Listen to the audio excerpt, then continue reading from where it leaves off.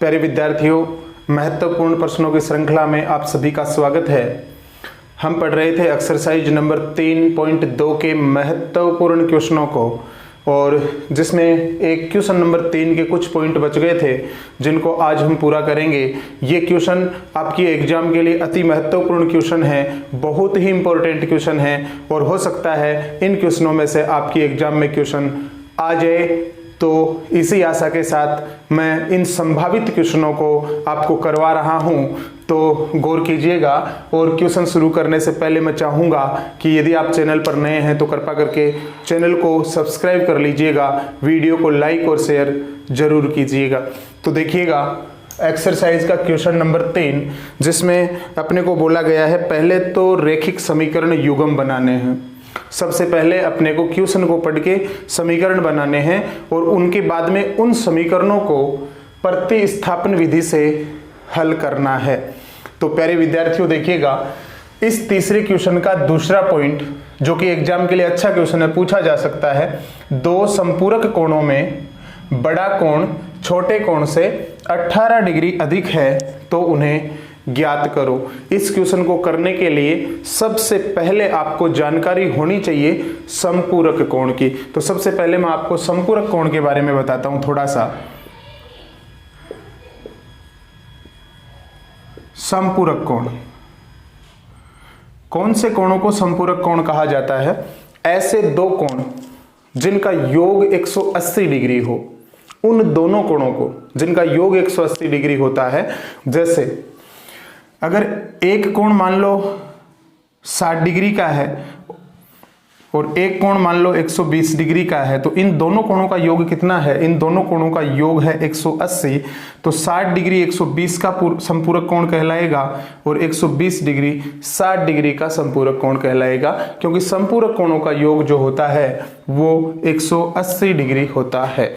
अब देखिएगा, संपूरक कोण समझने के बाद में अब देखो, दो संपूरक कोण मतलब दो कोण हैं जिनका योग 180 डिग्री है, ये अपने को पता है इस लाइन को पढ़ने से।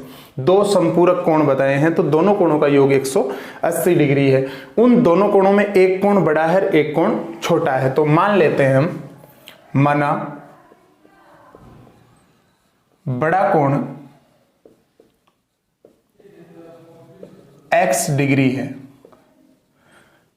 और छोटा कोण मान लेते हैं हम y डिग्री। हमने मान लिया बड़ा कोण x डिग्री है और छोटा कोण y डिग्री है। अब क्वेश्चन में बताया है दोनों कोण संपूरक हैं, इसका मतलब इन दोनों को जोड़ेंगे तो योग 180 आएगा। मतलब x प्लस y बराबर होगा 180 डिग्री। इक्वेशन नंबर 1, ये हमने पहला समीकरण प्राप्त कर लिया है। अब क्वेश्चन में बोला है कि बड़ा कोण जो है वो छोटे कोण से 18 ज्यादा है। बड़ा कोण कौन सा माना हमने? x माना है, तो ये x है ना, ये x इस छोटे से 18 ज्यादा है। और अपने को बराबर लिखना हो तो हम 18 किस में जोड़ेंगे, ये बात अपने को समझनी है, और यही इंपॉर्टेंट है, और यही बात बच्चों को समझ में नहीं आती। सुनना, ये 15 है और ये 10 है। मैं बोलूं कि 15 है ना, वो 10 से 5 ज्यादा है, और अपने को इन दोनों को बराबर करना है तो अपने को क्या करना पड़ेगा? अपने को इस 10 में जो कम है उसमें 5 जोड़ना पड़ेगा, या फिर जो ज्यादा है उसमें से 5 माइनस करना पड़ेगा। तो ये बड़ी जो संख्या है, ये छोटी संख्या से 5 ज्यादा है। इसका मतलब अपने को 5 किस में जोड़ना पड़ेगा बराबर करने के लिए? छोटी संख्या में 5 जोड़ना पड़ेगा, जिससे दोनों क्या हो जाएंगे? बराबर हो जाएंगे। तो बड़ा कोण जो बताया है इसमें वो छोटे कोण से 18 ज्यादा है। ये बड़ा कोण है, ये छोटा कोण है, तो ये बड़ा कोण है इस छोटे से 18 ज्यादा है। इसका मतलब 18 अपने को इस y में जोड़ना पड़ेगा, जिससे कि ये दोनों क्या हो जाएंगे? बराबर हो जाएंगे। ये हो गया समीकरण नंबर 2। अब क्या करना है? इन दोनों समीकरणों को प्रतिस्थापन विधि से हल करना है। तो लिखेंगे प्रतिस्थापन विधि से हल करने पर, तो x का मान निकला हुआ है समीकरण नंबर 2 में, ये x का मान समीकरण नंबर 1 में रख दो। यही होता है प्रतिस्थापन में। तो x का मान है y प्लस 18, इसमें रख दो। x की जगह लिखेंगे y प्लस 18 प्लस y बराबर 180 डिग्री। y प्लस y हो जाएगा 2y बराबर 180 18 डिग्री का पक्षांतरण कर दो तो माइनस का आ जाएगा 18 डिग्री। अब क्या करना है, 2y बराबर 180 से आपको 18 घटाना है। 180 से हम क्या करते हैं, डायरेक्ट 20 घटा देते हैं, 160 बचेगा। हमें पता है 20 हमने ज़्यादा घटा दिया, 2 वापस ले आओ, 18 ही घटाना था, 162 ये लो। तो y बराबर आ जाएगा 162 में आप 2 का भाग देंगे, मतलब 162 का आधा करेंगे। 162 का आधा करेंगे तो देखो 16 2, इसका डायरेक्ट आधा करते हैं आपका आंसर आएगा 81 डिग्री। मतलब 162 का आधा कैसे करेंगे, 100 का आधा, 100 का आधा तो 50 होता है, 62 का आधा, 62 का आधा तो 31 होता है, और 31 और 50 81 डिग्री। तो y का मान आ गया आपका 81 डिग्री। y का मान जो 81 डिग्री आया है, ये मान आप समीकरण नंबर 1 में रख दो चाहे समीकरण नंबर 2 में लिख दो। तो लिखेंगे y का मान समीकरण 2 में रख देते हैं, क्योंकि 2 में x का मान डायरेक्ट निकला हुआ है। y का मान समीकरण 2 में रखने पर तो x बराबर आ जाएगा y का मान कितना है, y का मान आया 81 प्लस 18, तो x बराबर आ जाएगा 99 डिग्री, यानी 99 डिग्री आपका आंसर हो जाएगा। मतलब x बराबर 99 डिग्री और y बराबर आ जाएगा 81 डिग्री। ये आपका आंसर है। दोनों कोणों को आप जोड़ के देख सकते हो, दोनों का योग 180 है, अतः ये दोनों कोण समपूरक कोण है। तो x डिग्री का मान, x का मान आया 99 डिग्री और y का मान आया 81 डिग्री। बहुत अच्छा क्वेश्चन है, एग्जाम के लिए पूछा जा सकता है, तैयार जरूर कर लेना। क्वेश्चन नंबर 3 का चौथा पॉइंट देखिएगा। बोला गया है एक नगर में टैक्सी के भाड़े में नियत भाड़े के अलावा चली गई दूरी पर भाड़ा सम्मिलित किया जाता है। 10 किलोमीटर के लिए भाड़ा 105 रुपए, 15 किलोमीटर के लिए भाड़ा 155 रुपए है। नियत भाड़ा और प्रति किलोमीटर भाड़ा क्या है, ये अपने को बताना है। एक बार इतना क्वेश्चन करते हैं, उसके बाद में थोड़ा क्वेश्चन और दिया है कि एक व्यक्ति को 25 किलोमीटर के लिए कितना भाड़ा देना होगा। सबसे पहली बात है, आपको क्वेश्चन समझ में आना चाहिए। क्वेश्चन समझ में आ जाता है, फिर आप समीकरण बना सकते हैं, और समीकरण बनाने के बाद में उनको प्रतिस्थापन विधि से हल करना है। तो सबसे पहले मैं क्वेश्चन समझाता हूं, क्वेश्चन क्या है। देखिए, एक शहर है, मान लो ए। इस ए शहर से बी शहर के लिए एक टैक्सी चलती है, और ए शहर से बी शहर तक का टैक्सी वाले ने फिक्स किराया कर रखा है कि ए शहर से यदि आप बी शहर जाओगे तो आपको फिक्स, जैसे मान लो 10 रुपए देने हैं, तो ए से बी तक जाने में आपको 10 ही रुपए देने होंगे, चाहे दूरी कितनी भी हो। लेकिन अगर इस बी शहर से आगे यदि आप टैक्सी में जाओगे तो भाई साहब किलोमीटर के हिसाब से अलग पैसा लगेगा। समझ रहे हैं मेरी बात, कि ए शहर से बी शहर तक का किराया फिक्स है टैक्सी का, इतना देना ही होगा। इसके अलावा यदि आप इस बी शहर से आगे 1 किलोमीटर जाओगे तो 1 किलोमीटर का अलग से पैसा देना पड़ेगा। 2 किलोमीटर जाओगे तो 2 किलोमीटर का अलग से पैसा देना पड़ेगा, जबकि फिक्स किराया तो देना ही देना है, नियत भाड़ा तो देना ही देना है। 10 किलोमीटर के लिए भाड़ा 105 रुपए। इस बात का मतलब क्या है कि एक व्यक्ति ए से बी तक तो गया है, यहां तक तो फिक्स दिया उसने, इससे आगे वो 10 किलोमीटर गया है। 15 किलोमीटर के लिए भाड़ा 155 रुपए। इसका मतलब क्या है, इसका मतलब है कि ए से बी तक तो वो किराया दिया ही है उसने, इससे आगे 15 किलोमीटर गया है वो, तो इस 15 किलोमीटर का वो अलग से पैसा देगा।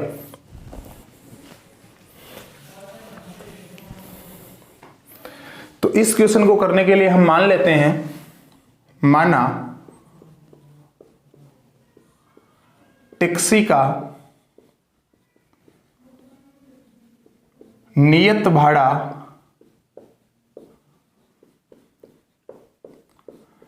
x रुपए है और टैक्सी का प्रति किलोमीटर यानी 1 किलोमीटर का भाड़ा y रुपए है, ये हम मान लेते हैं। फिक्स किराया x रुपए मान लेते हैं और प्रति किलोमीटर यानी 1 किलोमीटर का किराया y रुपए हम मान लेते हैं।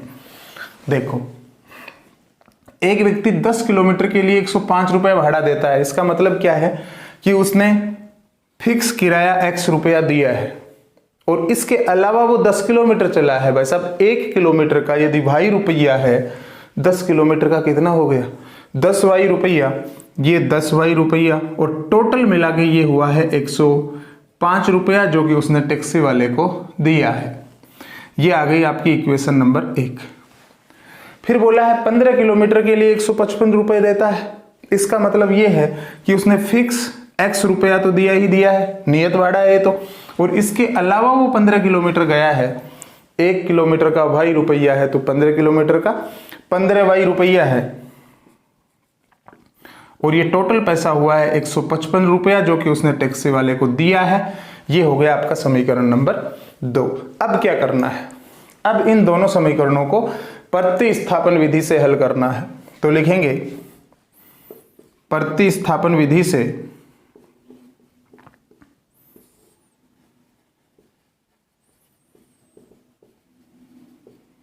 हल करने पर समीकरण 1 या 2 से किसी से भी आप मान निकाल लो। मैं समीकरण 1 से निकाल लेता हूं और यहां x का मान निकालना आसान रहेगा। तो लिखेंगे समीकरण 1 से x का मान निकालकर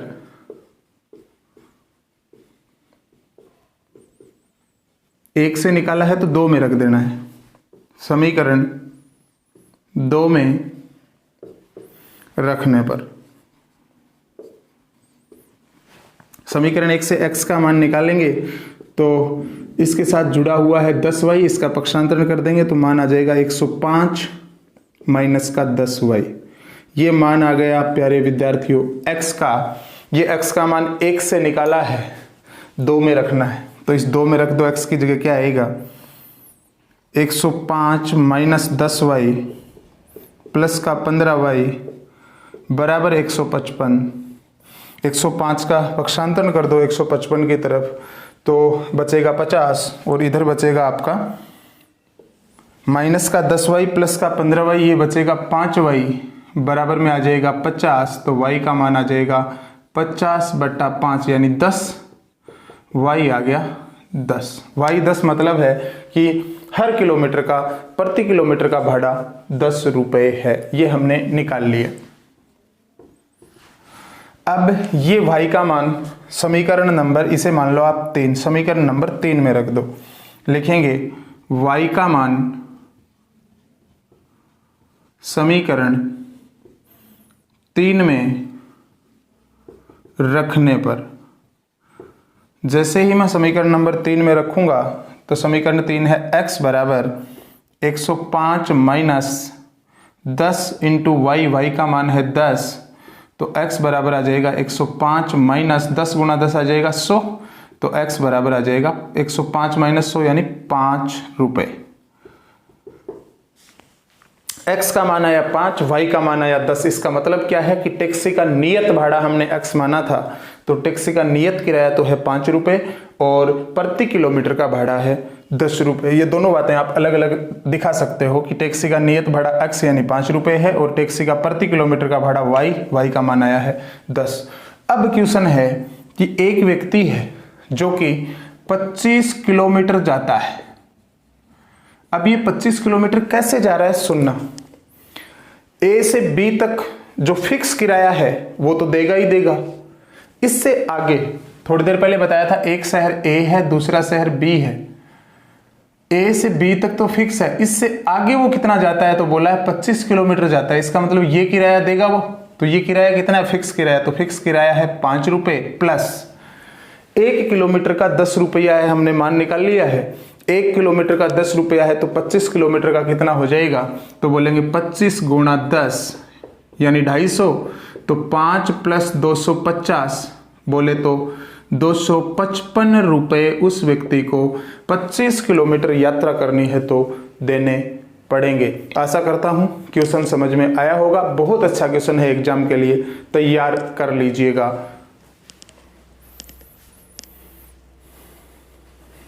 क्वेश्चन नंबर 3 का छठा पॉइंट बहुत ही अच्छा क्वेश्चन है एग्जाम के लिए, हो सकता है आपके पेपर में मिल जाए इस बार, इसलिए इस क्वेश्चन को आप तैयार जरूर कर लेना। क्वेश्चन नंबर 6 है, 5 वर्ष बाद जेकब की आयु उसके पुत्र की आयु से 3 गुना हो जाएगी। कितने साल बाद की बात कर रहा है? 5 साल बाद की। फिर बोला 5 साल पहले जेकब की आयु उसके पुत्र की आयु की 7 गुनी थी। 5 साल पहले की बात करें तो 5 साल बाद में तो 3 गुनी हो जाएगी, 5 साल पहले की बात करें तो 7 गुनी थी। उनकी वर्तमान आयु क्या है? किसकी किसकी? जेकब की और उसके पुत्र की। तो देखिएगा, हम मान लेते हैं ये तो है जेकब और ये है उसका पुत्र। फिलहाल बात कर रहे हैं हम वर्तमान की। वर्तमान आयु हम मान लेते हैं कि वर्तमान में जेकब x वर्ष का है और उसका पुत्र y वर्ष का है। फिलहाल की बात हो रही है, वर्तमान समय की बात हो रही है कि आज जेकब x वर्ष का है और उसका पुत्र y वर्ष का है। अब क्वेश्चन में पहली लाइन बोली है 5 वर्ष बाद। एक बात सुनो, आज अगर जेकब 30 साल का है तो 5 साल बाद में कितने का हो जाएगा? 35 का हो जाएगा, मतलब 30 + 5 प्लस किया है। यहां भी 5 साल बाद की बात हो रही है। आज जेकब की उम्र x वर्ष है तो 5 वर्ष बाद जेकब कितने साल का हो जाएगा? तो ये x + 5 वर्ष का हो जाएगा और पुत्र y + 5 वर्ष का हो जाएगा, क्योंकि दोनों में 5 5 जुड़ जाएगा। अगर 5 वर्ष पहले की बात करें तो घट जाएगा, क्योंकि आज जेकब अगर 30 साल का है तो 5 साल पहले कितने का था? 30 में से 5 कम कर दो, 25 साल का था। कम करना है पहले का पूछे तो जेकब आज x वर्ष का है तो 5 साल पहले x - 5 वर्ष का था। पुत्र आज y वर्ष का है तो 5 साल पहले y - 5। ये इनकी उम्र आई है।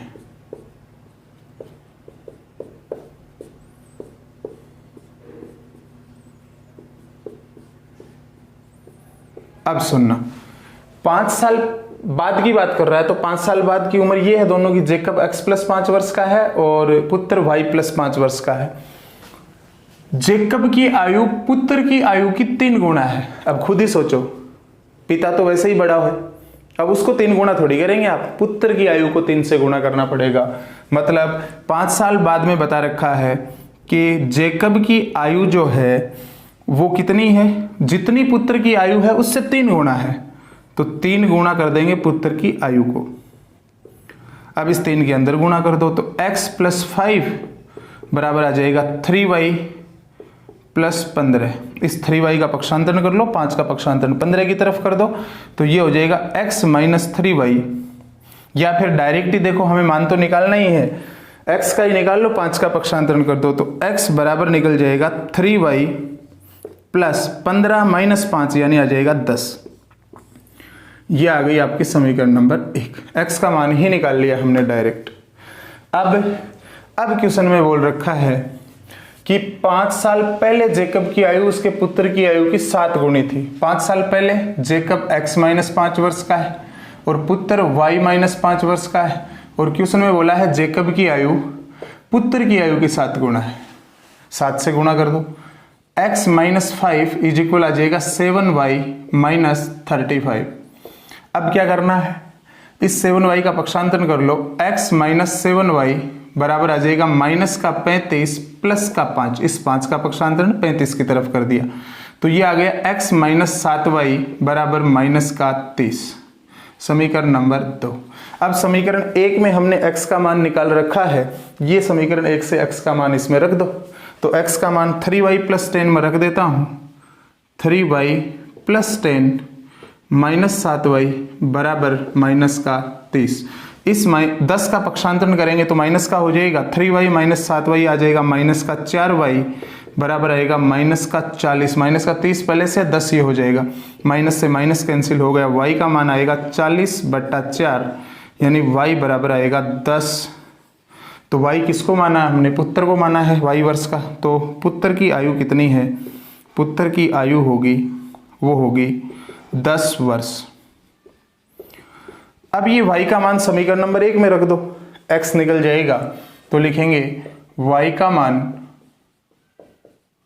समीकरण 1 में रखने पर, एक क्या है, x बराबर 3y प्लस 10, तो x बराबर 3 इंटू वाई की जगह लिखेंगे 10 प्लस का 10, तो x बराबर आ जाएगा 3 की 10 से गुणा करेंगे 30 प्लस 10 बोले तो 40, यानी x बराबर आएगा 40। x किसको माना था, जेकब की आयु को माना था, तो जेकब की वर्तमान आयु है 40 वर्ष। जेकब की वर्तमान आयु बराबर 40 वर्ष आपका आंसर हो जाएगा। आशा करता हूं तीनों क्वेश्चन समझ में आए होंगे, तीनों एग्जाम के लिए अच्छे हैं, तैयार कर लेना। मिलते हैं आगे आने वाले वीडियो में, तब तक के लिए जय हिंद, जय भारत। और हाँ, चैनल को सब्सक्राइब और वीडियो को लाइक जरूर करके जाइएगा। धन्यवाद।